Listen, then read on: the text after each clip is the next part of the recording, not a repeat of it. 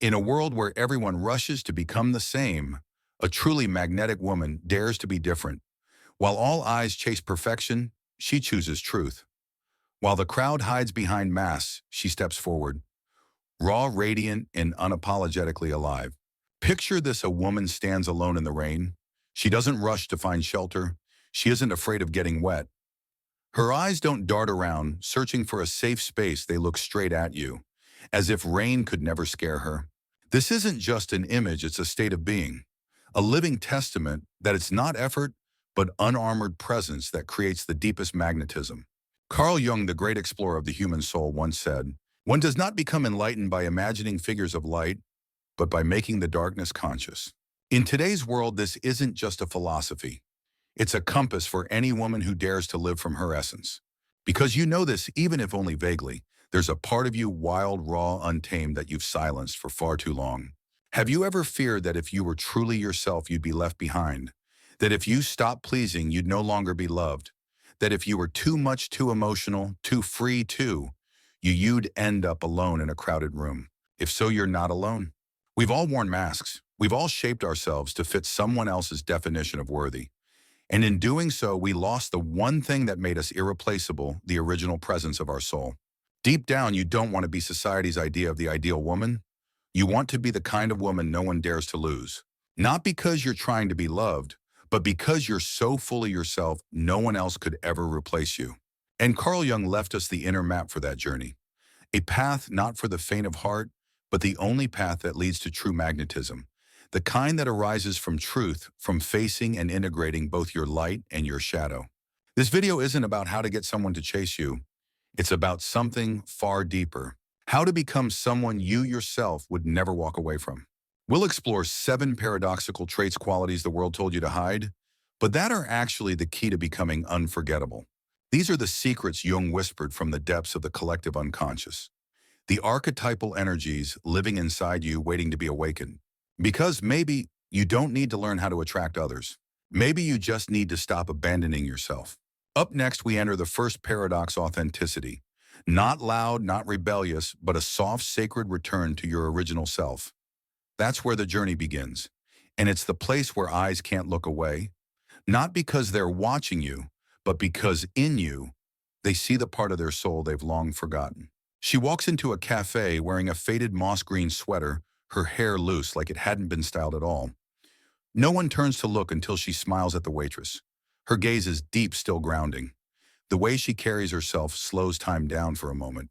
Not loud, not attention-seeking, but somehow you can't look away.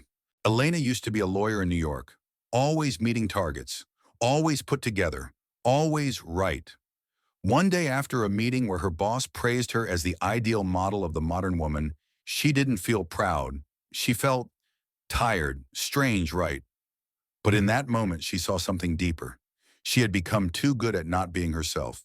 She went to work every day like she was playing a role: the strong woman, the responsible one, the independent and perfect type. But at night, she didn't lie in bed with herself. She lay there with a haunting doubt. Am I living someone else's life? Authenticity doesn't start with a declaration.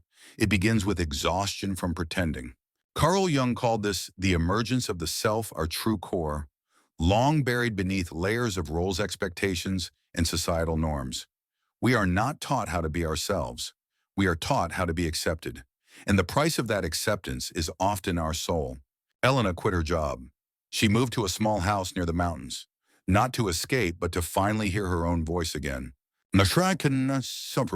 She said, "I'm no longer chasing happiness. I'm chasing the truth." A truly authentic woman isn't someone shouting, "Accept me as I am." She's someone who no longer needs to be accepted to feel whole. She doesn't wear armor to protect herself.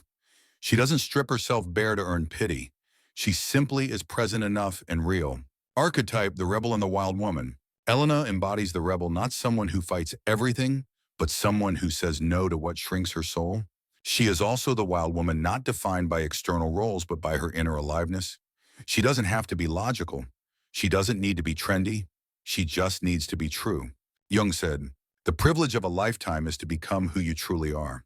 The greatest privilege is not being chosen by someone else, but choosing yourself. In today's world where everyone is chasing some ideal image, Authenticity has become a quiet revolution.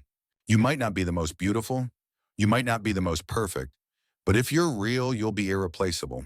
Here lies one of Jung's deepest paradoxes. What you repress will rule you from the shadows. The more you try to be someone else, the further you drift from yourself. The more you seek love from outside, the more you'll feel empty inside. Be honest. Have you ever laughed while wanting to cry? Complimented someone when your heart disagreed? Followed along just so you wouldn't be left behind? We've all learned how to be the woman who is loved but forgotten how to love ourselves when no one's looking. And Elena, the girl who once checked every ideal woman box, now lives simply but freely. It's not that I'm unafraid of being misunderstood, criticized, or left behind. I'm just no longer afraid enough to betray myself. Authenticity doesn't need to prove itself. It radiates through how you breathe, how you walk, how you stay silent. You don't need to shout to be seen. You just need to stop trying to be someone else and listen. Remember, an authentic woman may be labeled unusual, but she cannot be replaced. She doesn't attract through strategy, but through her uncopyable presence. And if you've ever felt like you had to play a role to be loved, know this. There are women out there peeling off every false layer, choosing the discomfort of truth over the safety of performance, choosing to be seen, not just liked. Share your story in the comments. Tell us a moment when you dared to be real, because you are not alone. Up next, we'll explore the second paradox of an unforgettable woman, emotional wholeness. Not suppressing emotion, but feeling deeply without being consumed. Because the deeper a woman's emotional ocean, the stronger her inner container must be. And you ready? In the last part, we explored authenticity, the courage to live truthfully. But let's be honest, being true to yourself isn't enough. The feminine journey doesn't stop at removing masks. It's about teaching your soul how to feel without being consumed, to touch your emotions without letting them control you. And on that journey, she will eventually meet the dark cave Carl Jung called the dark feminine, a place where the serpent sleeps, old wounds still alive beneath the surface. The image of darkness in the snake. In Jungian psychology, the shadow isn't something to destroy. It's what's been rejected, cast away from the conscious self. It's the cave where fear, shame, and forgotten fragments of childhood still echo. Maya, 28, shared her story. Growing up, my mom never told me I was enough. She'd say, focus on helping your little brother first. I learned to suppress my desires to make others happy. And I was taught not to be angry, not to be strong, not to ask for anything. Beneath the surface of her good girl persona, Maya carried a snake, the pain of being dismissed, the hurt of hearing, don't be loud, don't step out of line. When her first real relationship ended in rejection, she pulled back not because she didn't love, but because she couldn't bear letting someone see her old wounds. She didn't just lose a partner, she lost her belief that she had the right to feel anger, to ask for more, to be bold. And so the snake slithered quietly back into its cave, cold, dark, and deep, facing the shadow without destroying it. We have two paths when it comes to inner pain. Repress it, build thicker armor, keep pretending. Or face it, let it rise, hurt fully, heal fully, and finally transform. Maya chose to face it. She walked through the rain within her own psyche. She didn't run, she didn't numb. Like the woman in the rain from our opening story, she faced the serpent. Not to kill it, not to fear it, but to look at it directly and say, you do not control me. Turning pain into power. Jung said it best. What you resist not only persists but grows stronger. The snake doesn't disappear when you ignore it. It gets bigger, more dangerous. But the moment you face it, truly face it, it loses its power. It's no longer a ghost in the dark. It becomes a part of your story, one you understand, feel for, and eventually heal from. Maya began journaling, asking, what did my mother say about me? What parts of me were taken away in that pain? She sat at sunset, hand on heart, and whispered, I know you're here. I won't hide you. I'm not afraid of you. And in that moment, the darkness softened. It didn't vanish, but it no longer ran her life. The dark feminine is not evil. It's the source of true power. The dark feminine isn't cruelty. It's raw creative energy. It's destruction that clears the way for rebirth. It's the fire in your belly, not the mask on your face. In old myths, the heroine enters the cave, meets the wild woman not to fight, but to understand, to honor, to integrate the shadow. Maya did the same. She realized the serpent inside her was shaped by her father, by society's need for her to be sweet and small, by the vows she made to never rock the boat. But once she embraced it, the snake didn't strike, it led her to life. Emotional wholeness isn't chaos, it's contained depth. Emotional wholeness isn't about being explosive. It's about feeling fully joy, rage, grief, longing without being controlled by any of it. After journeying into her shadow, Maya could breathe through her anger, speak gently when she was sad, and love deeply without fear of abandonment. She didn't need every feeling to be positive, but she also didn't let any feeling drive her into collapse. If you've cried alone at night, if you're afraid of the darkness inside, you know this, you're not alone. There are hundreds of Mayas out there, women standing in the cave, staring at the snake and choosing to heal instead of run. Drop a if you've ever dared to feel deeply. Comment with your story, not for attention, but so your truth can become a light for someone else who's still afraid of their own. Because once you've entered that cave, your emotions stop being enemies. They become guides. And when you truly listen, they become the compass for your most radiant path. In the next part, we'll explore the third trait of unforgettable women: magnetism through presence and purpose. Because when you no longer flee from emotion, you become anchored, and your presence becomes impossible to ignore. Comment below. What's the last emotion you let yourself truly feel? What emotion are you most afraid to explore? Are you ready to keep going? Because emotion is fire, and you, beloved, are the one who carries the flame. She enters the room, no fancy makeup, no grand entrance. Yet the air shifts. It's as if someone placed a forest in the middle of the crowd, still grounded and impossible to ignore. Her magnetism doesn't come from words, but from something deeper. Archetype, the lover loving without losing yourself. Most people fear rejection in love, but the archetypal lover woman fears something else: losing herself. She doesn't say, "I need you to survive." She says, "I was already alive before you came, and if you leave, I will still be here. But something real in me has been touched, and that is sacred." Anna, a freelance designer in Portland, once shared, "I loved deeply, but for the first time I didn't beg. I simply showed up. And when he left, I didn't break. I melted, and then I rose." That is love without self-betrayal, feeling fully without explaining it. One night she sits by the window. Rain falls. She doesn't need comfort. She only needs permission to feel. No embellishment, no performance, no justification for her tears. She cries not because she's broken, but because something inside her is deeply alive. Like the image of a woman standing alone in the rain, not looking for shelter, just being there as if the rain itself were part of a sacred ritual. This is not weakness, it's acceptance. It's knowing I am here, I feel, I don't need fixing.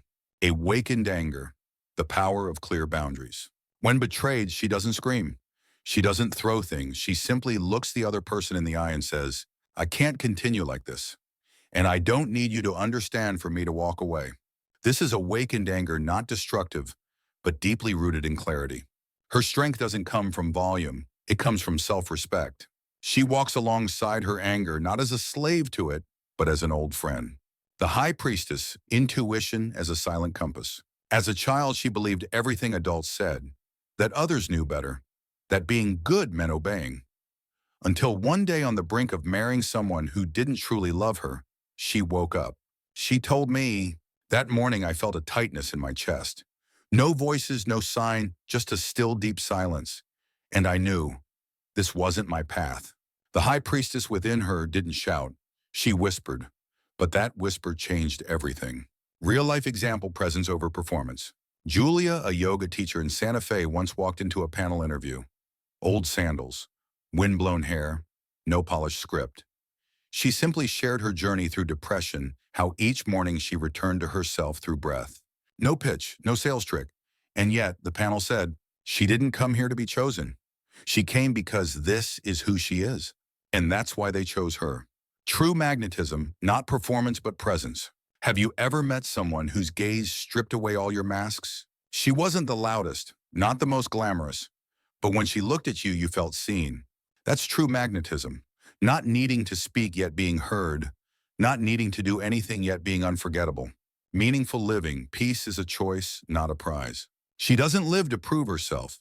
She lives as a quiet declaration. I'm here, I'm breathing, I'm living my life. She doesn't need applause to feel worthy. She doesn't chase the spotlight because the light already lives within her. If someone has ever made you feel seen in this way, drop it in the comments. Let's remind each other that in this world of noise, stillness still has power. Depth still matters. And presence is still enough. Magnetism is energy, but only when that energy comes from choosing yourself. Not because you're lacking, but because you are whole. In the next part, we'll explore the one thing that makes a woman truly irreplaceable: emotional and spiritual self-sufficiency. The quiet knowing that no one completes you because you were never incomplete to begin with. And if something in this spoke to your soul, hold it close. No need to comment yet, just feel it. Because your presence, that alone is already a gift to the world. Have you ever loved so deeply that you lost yourself, ever dimmed your light, stayed quiet, or stepped back just to be accepted? Until one day you looked in the mirror and asked, who am I if I'm no longer loved? That kind of heartbreak is silent. It doesn't come with explosions. It unfolds quietly, bit by bit, when we love without protecting our own center.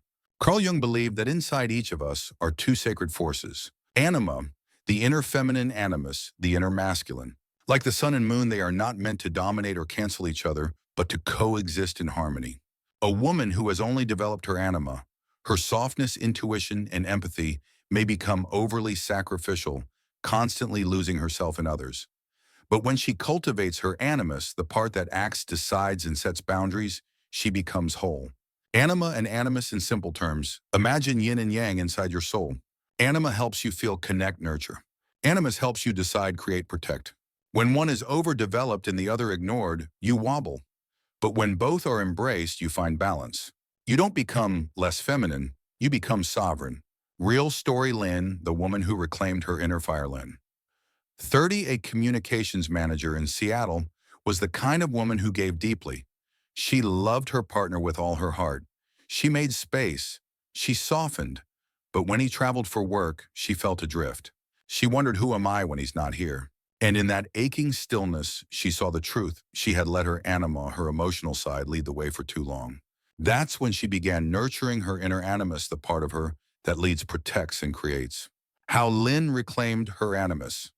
She started making her own decisions, like enrolling in a tech course even when no one cheered her on. She set boundaries, saying no when she was tired, even if it disappointed others. She pursued personal goals like finishing a painting project, not for praise but for herself. Through this, she learned how to love without losing herself. She no longer needed approval to feel worthy. She grew her inner fire, equal parts feeling and will. When anima meets animus, wholeness is born. A woman in balance can be gentle but also stand her ground. Feel deeply but not dissolve in every relationship. Rest without guilt but also rise with purpose. She can say, I want you, without meaning I need you to survive. I feel this, and also I choose this. This is what Jung called emotional and spiritual self-sufficiency. Not cold independence, but a deep-rooted presence, untouchable by storms. One does not become enlightened by imagining figures of light, but by making the darkness conscious. C.G. Jung. Your anima and animus are that light and dark. You don't let the world dictate which to use. You lead both, making them your allies. How to begin reclaiming your inner balance. Set a weekly check-in. What am I feeling? What boundaries need to be drawn? Keep a journal. Differentiate between loving and overgiving.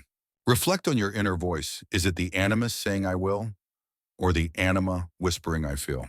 After 6 months, Lynn said, I can cry at a sad film and then confidently speak about my 5-year plan. I no longer define myself by who loves me. I feel complete. She didn't become cold.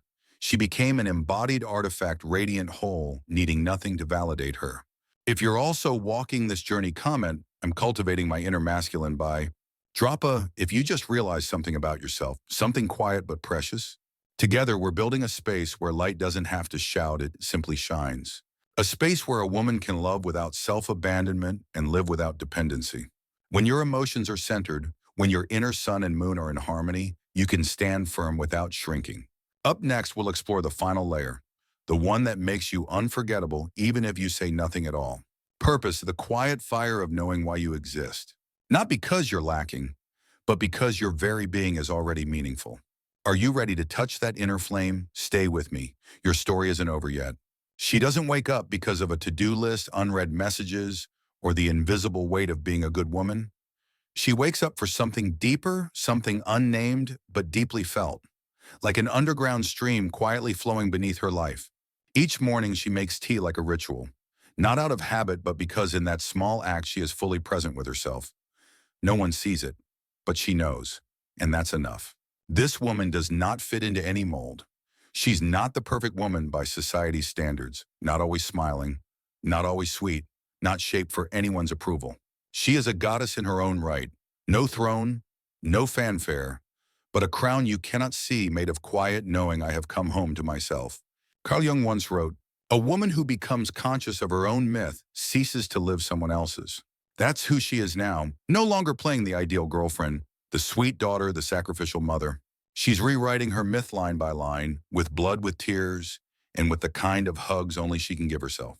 Every day she walks as if the ground beneath her is sacred, not because of who the world says she is, but because she's learned to see herself even when no one else did. She once loved the wrong people. She once begged to be seen. She once traded her worth for someone's fleeting affection. But one day, standing in front of the mirror, she no longer saw eyes asking, "Am I good enough?" She saw stillness, peace that couldn't be faked, a gaze no longer seeking validation, but one that quietly asked, "Am I being honest with myself?" When she left a relationship that no longer nourished her, there were no fights, no dramatic returns, just a quiet step away. And her absence became the loudest reminder to the one left behind. A real soul once stood here. She is the archetype of the wise woman, not necessarily old in age, but old in soul. Not wise because of experience alone, but because of depth. She doesn't speak often, but when she does, people listen. Not out of fear, but because her words come from a place so honest few have ever dared to touch it. She doesn't live to impress. She lives to connect. Each gesture, brushing her hair, choosing a book, smiling at the cashier, is an act of presence. And that presence, that's her magnetic field. It needs no proof. Drop a comment if you've ever met a woman like this, or if you're becoming her. Let's meet each other in this journey home. Not to be special, but to be true. And then a paradox appears. The woman who doesn't try to be irreplaceable becomes unforgettable. The woman who doesn't try to leave a mark leaves the deepest impression. She doesn't need to be someone in anyone's eyes because she is already whole in her own. A final question for you. The life you're living today, is it your own story, or just a role you've been trained to play? In the next part, we'll journey deeper into the inner myth, to the final archetype, the soul mother. Not just a woman who loves, but one who nourishes the world from within herself. We've traveled a path from shadow to light, from dependency to inner freedom, from the roles we memorized to the moment we dared to stand naked before ourselves. No armor, no mask, no need to be understood. Did you notice, does safer wine, this was never a journey of becoming someone else. It was a slow unbecoming, a shedding like the snake sloughing off its skin. Not to be new, but because the old skin grew too small for the soul growing within. Carl Jung once wrote, "The privilege of a lifetime is to become who you truly are." The greatest privilege isn't to be loved by someone else. It's to become fully yourself without permission, without apology. The woman we've walked beside throughout this video, she's not a character. She might be you, or a part of you still breathing quietly, still beating beneath the surface, still waiting to be seen. She's not asking you to be strong, not asking you to always be positive. She only asks, will you live truthfully, even if they don't understand? There is a kind of freedom no one can take away, the freedom of inner truth to live at the frequency of your soul. The day will come when you no longer bend to fit in, when you'll laugh, cry, rage, and love in your own rhythm without asking for permission. Have you ever lived a day like that? A day where you didn't seek approval, didn't beg for agreement, didn't dim to be just right? If not, try it, even just once, and you'll see it's not rebellion, it's returning. What part of you was once called too much, but you now know it's your most sacred truth? Leave a comment, because sometimes what we were taught to see as a problem is the exact gift our soul came here to give the world. And if this video stirred even the smallest part of you, a quiet tear, a soft nod, a peaceful sigh, then that's enough. You don't need to change your whole life today. Just choose yourself one more time, even in the smallest of ways. If you want to keep walking this path, to dive deeper into the psyche, decode archetypes, symbols, and learn how to live truthfully, you can click subscribe. Not to follow me, but to follow you on a journey you've always longed to take but never dared until now. And if you're still here, know this, you are not alone. We are remembering each other. We are the souls who forgot ourselves, now returning with breath, with tears, with fearless eyes. Live just one day without asking anyone for permission. and see what begins to bloom inside you.